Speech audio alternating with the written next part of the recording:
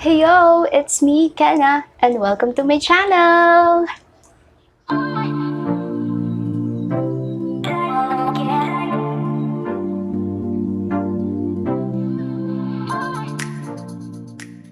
Alright, for today's video, and for today's anniversary video rather, gagawa naman tayo ng panibagong haul. And for today, ang i-feature natin is products from Yesstyle. Yes, you heard it right and you read it right.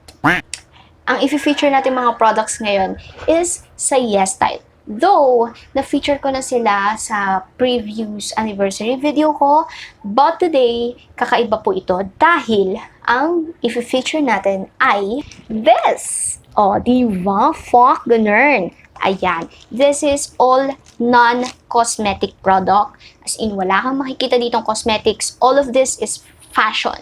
As in, fashion. Well, ang peg ko para dito sa haul natin ngayon is recreating K-pop music video. Pero, hindi ko sure kung meron ba talaga akong nagaya na K-pop music video dito sa mga pinamimili-mili ko. Kasi girl, ang gaganda nila, kaya mapapag-grab and grab and grab ka talaga. So, pero meron namang isang damit dito na parang hawig ng slight sa suot ng isa sa mga famous K-pop artist sa Korea. So, abangan niyo yan. So, before we proceed to the video, gusto ko lang pong humingi ng disclaimer because of the lighting dahil hindi na nga po ako gumagamit ng ring light kaya wala na tayong stable na light and of course, yung mga background noises na naririnig niyo, especially yung mga manok, hindi lang sila sa online class nakakasagabal pati rin sa pag-film ko. And wala na tayong magagawa doon kundi we have to deal with it. So yes, without any further ado, let's start to the try-on and haul. Try-on haul. Try-on and haul? So yun na nga, as I said earlier, lahat ng items na to is non-cosmetic item. Meaning, all of these are fashion items. Meron akong bags, sandals, pants, and of course yung tops. Meron din akong binili na underwear or something, ganun. Undergarments, rather. Ayan. Simulan na natin sa undergarments na binili ko. Hanapin ko lang siya. Wait lang. So, unahin ko na dito sa undergarment na binili ko from Yesstyle or kinuha ko from Yesstyle. This is their nipple silicone pad. Ayan. There you go. Wala. Binili ko lang to kasi wala akong ganito and yung top na meron ako dito is needed na nakaganito ka kasi masyado siyang revealing, diba? Bumili ako ng revealing knowing me na hindi naman ako mahilig sa revealing top. Hindi ko alam kung magkano yung price nito. Circle yung kanyang design and one size lang siya. Ayan. Ito yung kanyang itsura, mga shishi. Hindi ko pa alam kung anong feeling nito kapag nakadikit na sa balat mo. Kasi again, hindi ko pa naman siya natatry. But I'll let you know. Tatry natin to sa try-on later. Kung hindi pa to sold out, ilalagay ko yung link nito sa description box. As well as my code. Pwede nyo yung gamitin yun for 10% discount. So next naman is this bag. Ang tawag sa kanya is faux leather shoulder bag, white, one size. So, yan. Merong, I think, 5 color na available dito sa bag na to. Merong black, green, yellow, red, ata. Pero white yung kinuha ko kasi it goes well with a lot of outfits and a lot of colors, diba? You can never go wrong with neutral colors. So, ayan. Ganyan lang yung itsura niya. Sobrang simple, walang kaek-ekan na ganap. And what I really love about this is yung zipper niya. Sobrang smooth. Wala kang maririnig or mararamdaman sa kanya na mababother kang buksan siya. And just a simple bag. Wala siyang packet sa loob. Walang kahit na ano. One packet lang talaga siya. One main packet. Medyo nababother nga lang ako sa handle niya dahil medyo manipis. But yeah, siguro pang magaan lang talaga tong bag na to. But yeah, I really love it.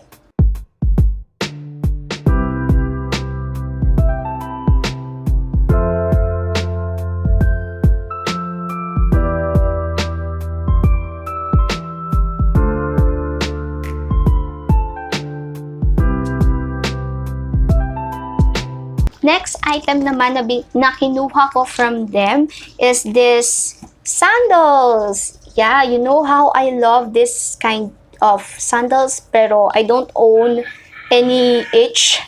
Pero yeah, meron na akong ganito, so I'm happy. Ang tawag sa kanya is strappy sandals na in color brown and size 37. Yun lang, sobrang simple lang ng design niya. Parang gamuza type yung nandito sa taas. Yun nga lang, sana kumuha ako ng smaller size than 37. Sana nag 36 ako, pero ito lang kasi yung ships within 24 hours. So, ito yung kinuha ko. And okay naman. I love it. So, super, I love this. Mukhang ito na yung magiging go-to sandals ko from now on. Yung pants na binili ko is meron siyang belt na kasama sa kanya, pero wala kasi akong tiwala sa mga ganun na merong belt na kasama sa package. So, bumili ako ng bago, and ito yung kanyang itsura. Sobrang simple lang ng buckle niya. Hindi siya like fancy or what. Just a normal one. And I really love this kasi high quality yung sinturon niya. And para siyang faux leather or yeah, parang ganun. Basta wala siyang gamusa feel dito sa may likod and sa harap. As in, same lang yung texture. Walang pinagkaiba. And ang gusto ko sa kanya, marami siyang hole. A square buckle, faux leather belt. See, faux leather. Okay, let's move on to the clothing items na nabili ko from them or kinuha ko from them. So, let's start with this red. And I like it dahil may mga ganitong klase ng packaging yung per piece of clothes nila. Sinukat-sukat ko na to nung dumating and I'm happy. Pero sana kumuha ko ng smaller size kasi ang kinuha ko dito is large. So sana kinuha ko yung medium. But ito yung itsura niya. O, diba? Sino ka dyan, B? Imagine Kennah D wearing this kind of top. Para siyang merong rouge effect dyan sa may breast part. Or, yeah, dyan sa may dibdib na part. And meron siyang ribbon. Kapal yung strap niya, hindi siya spaghetti. Kaya ako rin kinuha kasi at least alam ko na kapag nag-film ako, magagamit ko pa rin siya. Tawag dito is, meron akong copy ng nila. Neck camisole top. Yun yung tawag. Large. Sana I go for medium, but may kita nyo naman sa try-on.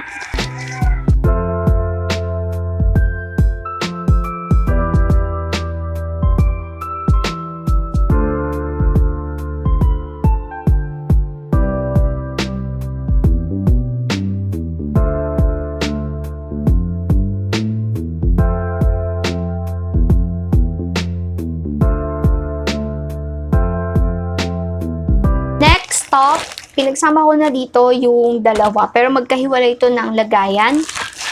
So, unahin ko na yung puti or yung almond. And this is what it looks like. Charan! Ay! Gusot-gusot lang siya. And hindi nyo masyadong makita yung color. Pero, ewan ko kung makikita niyo yung totoo niyang kulay. Nawa-wash out. Pero, ang color niya is cream na yellowish. Ganon yung color.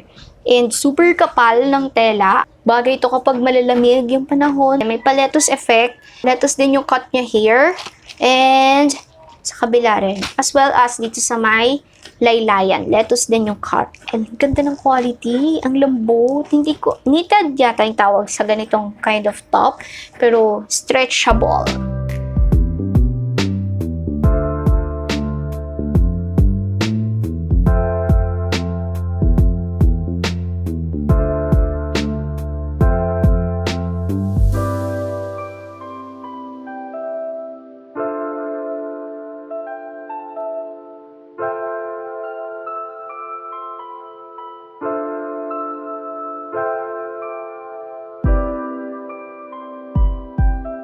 Ito naman yung kasama niya na top sa plastic. Ito, dito talaga ako pinaka nagandahan. Sa tingin ko, ito yung best purchase dito sa haul na to. Dahil, girl, you need this in your life. Well, hindi ko alam kung meron na kayo nito. Pero ako ngayon lang ako nagkaroon nito. Para siyang, ano tawag dun? Hindi ko alam kung anong tawag dito. Pero yan, para siyang ganito. Black ang color. Ayan. Ayan. Para siyang ganyan. Tapos, hook yung lock niya. Pakita ko. Nilock ko kasi. Hindi niyo makita. Ayan o, parang hook yung lock niya. Gaganyan mo lang. Ang ganda nito. Na-fit ko na rin to sa sarili ko and I really love the fit of this. Hindi nyo na masyadong makita or ma-appreciate for now kasi hindi ko siya suot-suot pero I really love this. As in, look at that! Ang pagganyan siyang effect. Hindi sila pantay sa likod. Ayan. Anyway, makikita nyo naman to sa try-on. But, I really love it. Super ganda ng quality, hindi manipis. Pero, black yung kinuha ko instead of white. 2 colors lang yung available. Kasi nga, medyo natatakot ako na magsugal sa puti. Since, hindi ko pa naman sure kung anong quality ng tela niya. But, as per checking, kukunin ko yung white nito.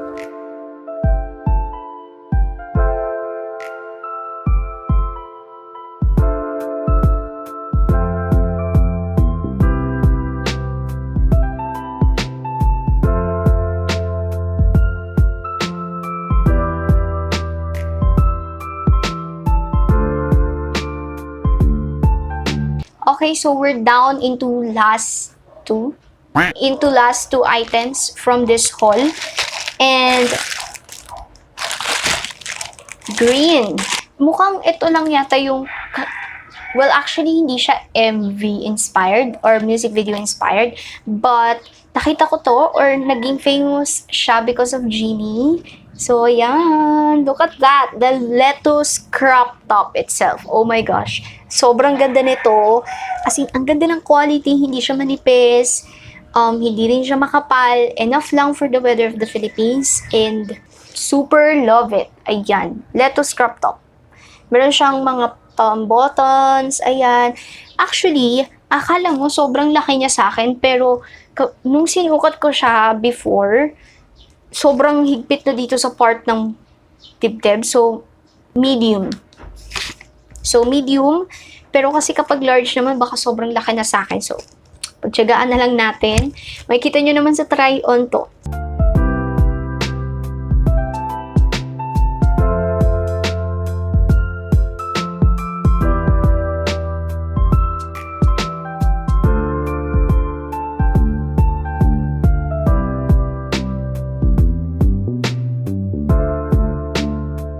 Okay, so last item na tayo from this haul.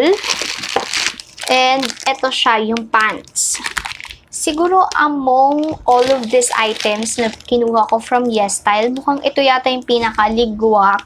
Pero kaya naman gawang ng paraan, pero siya yung parang hindi mo akalain na ganun. So, ang tawag dito is yung plain high-waist jeans with belt.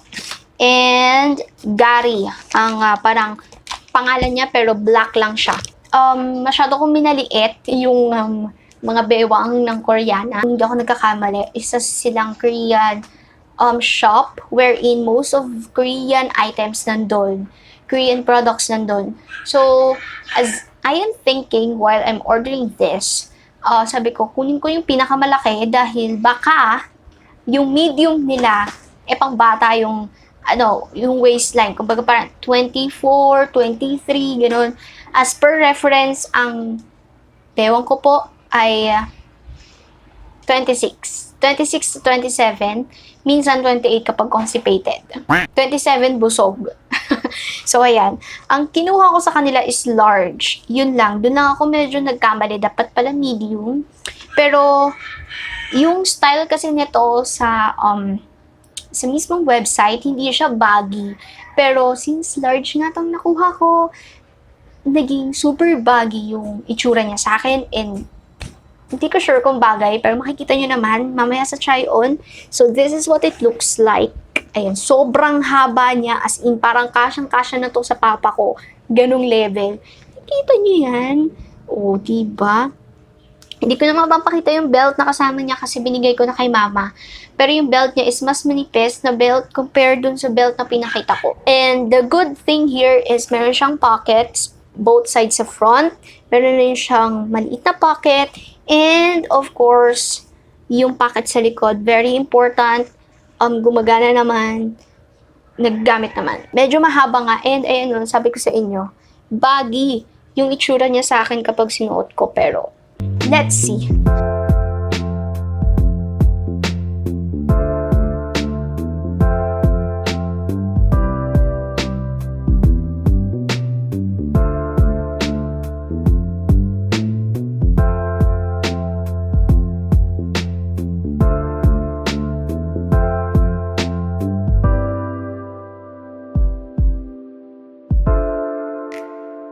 So, there you go guys. Ayan na po yung ating Yesstyle haul.